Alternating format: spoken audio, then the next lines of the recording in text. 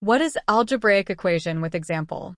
An algebraic equation is an equation formed with variables, constants, and algebraic operations where the expressions on both sides of the equality sign are equal.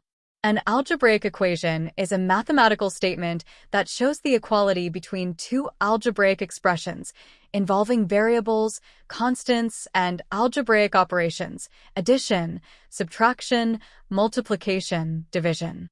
Example: y power of 2 minus 4 equals 0 is algebraic equation. To solve it, we find y power of 2 minus 4 is equal to 0. Y power of 2 is equal to 4. Y equals plus or minus 2. Algebraic equations are used to describe various mathematical relationships and to solve problems involving unknown values.